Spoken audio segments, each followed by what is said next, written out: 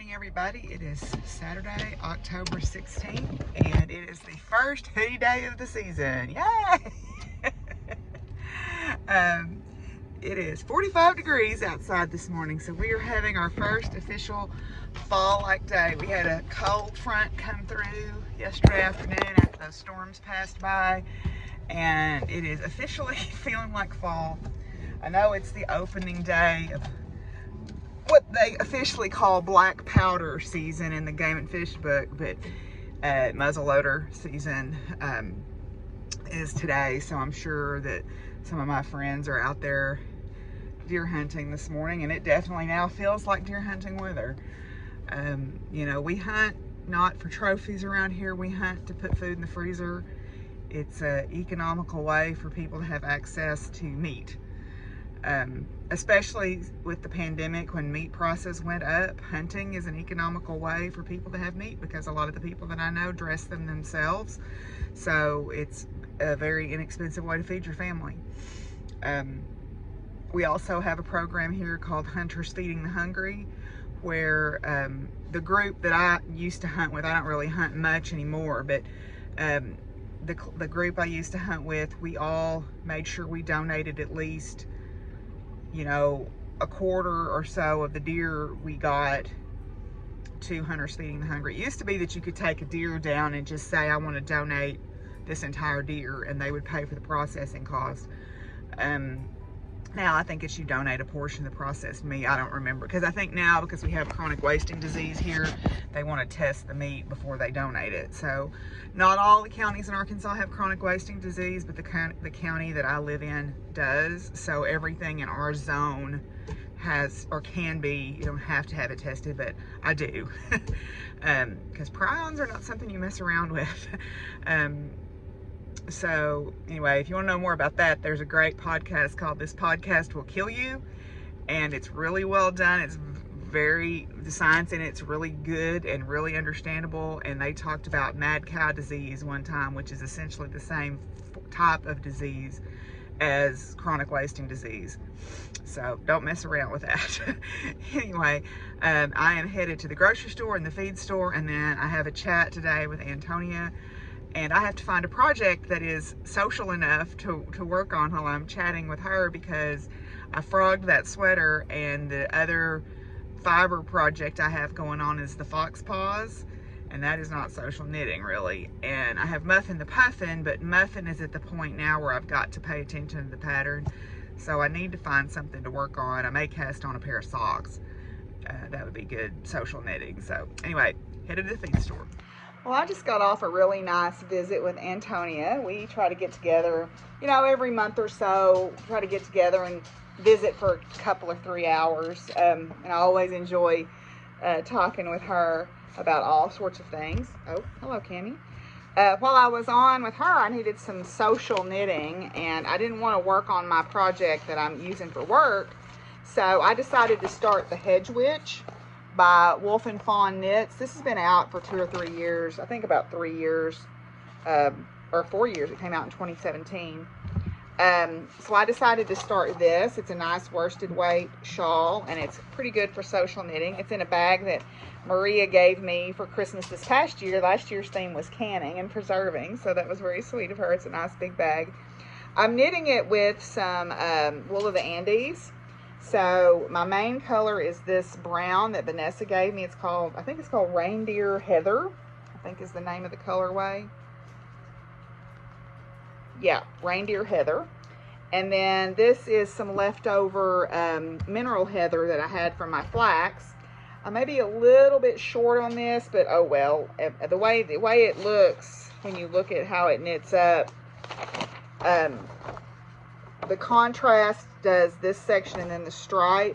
So what I may do is just put another row of brown on the outside edge if I need to, or bind off with the brown, because I've got plenty of that. Vanessa gave me a sweater's quantity of it, so that was really sweet of her. But so I decided to go ahead and start that, and I'm just this far. So I've got 2 repeats done of the textured section. So you do 12 repeats total of this section. So that gets you the main body of the shawl, and then there's a garter section with the contrast color. So yay, very easy social knitting. It's an easy pattern to memorize as you're going. So I'm real tickled with how far I got. Yeah, so, and my little ox there is from Charmed and Dangerous. These was her Chinese New Year's from last year or this year. I don't remember. I think it was this year. But anyway, so yeah. So I got to visit with Antonia. That was nice. I always love talking to her. So we talk about gardening and books and knitting and all, and you know, politics, all manner of things. So I love to talk to her. But anyway, so I'll go ahead and open my stitchy box for today. Feels like a tape measure, but I'm not sure. We'll see.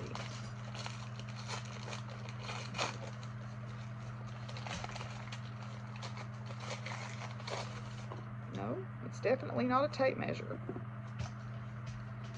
So it says Witch's Brew Shower Steamer. All right, every busy witch needs a little time for R&R. Absolutely. This is awesome.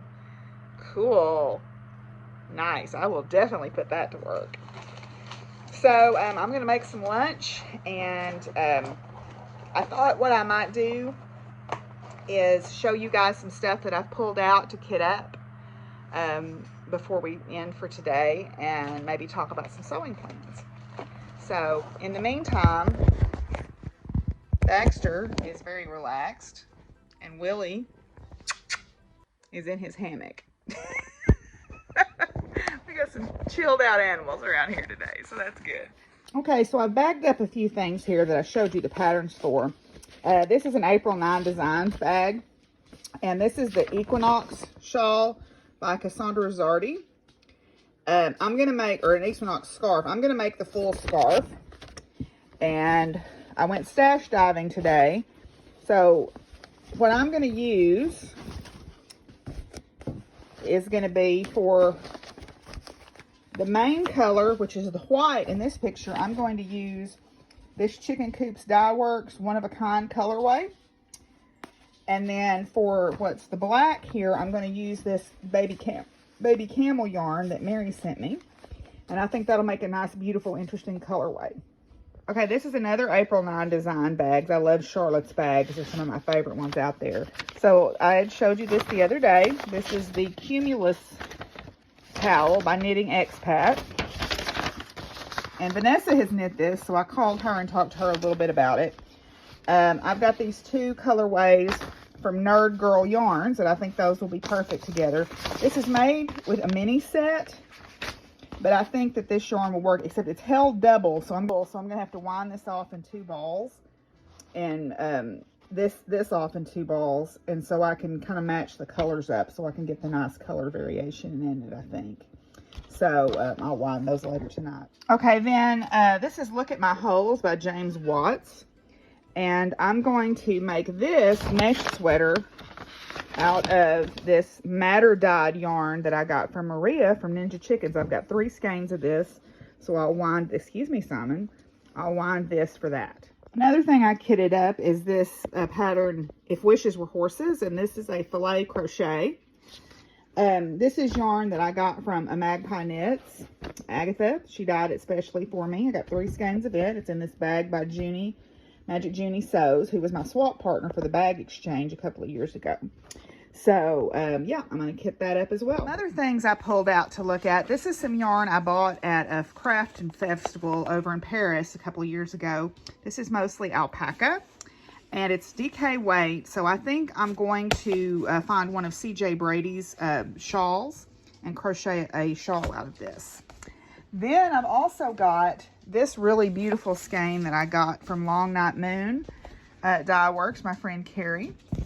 And she did this one, and I've got this colorway with it and this one. And I think that will make a really pretty DK weight shawl. So Lisa Much just posted a free pattern, and I think that these will work for that. I need to look at it a little bit more closely. Then also I got this yarn a couple of, early last year from Kama Sutra Fiber Arts. And these are both Aran weight, and I want to do like a cowl or something along those lines out of this. One of these is called, let's see, this one is called The Fall of the Patriarchy. Or no, this is Feminist AF. And then this one is Impeachment. So, yeah, I want to make something to wear out of those. Then Rebecca sent me these beautiful yarns. And I see these as a really gorgeous top or sweater to wear out of that. This is, let's see, it's 176 yards and 50 grams. So that's what, roughly a sport weight, or no, yeah, a little bit, maybe a sport-ish weight. So I think that's just gorgeous yarn. I've never seen that particular yarn before, but I think that's beautiful. I've also got this skein that Maria gave me, and it's called You Can't Take the Sky From Me, and I see this being one of CJ Brady's one skein wonders also. Or Joji Locatelli has a new, has a one skein shawl pattern out that I might use. And then last but not least, I have these 3 skeins. This was a gift from Shirley. This is Moon Tower Dye Works worsted. And then this is some fiber that I bought from someone learning to spin at East Texas Fiber Festival. And I think those 3 colors look really good together. So these are all a worsted weight, so I need to find a good shawl for those. Okay, y'all, well, I'm going to wind yarn here. I'm going to wind for If Wishes Were Horses and look at my holes. And I'm going to work on my fox paws tonight, and then I'm going to cross stitch. That's the plan for tonight. I hope y'all are all doing good. And thanks for hanging out, and I'll see y'all tomorrow. Bye.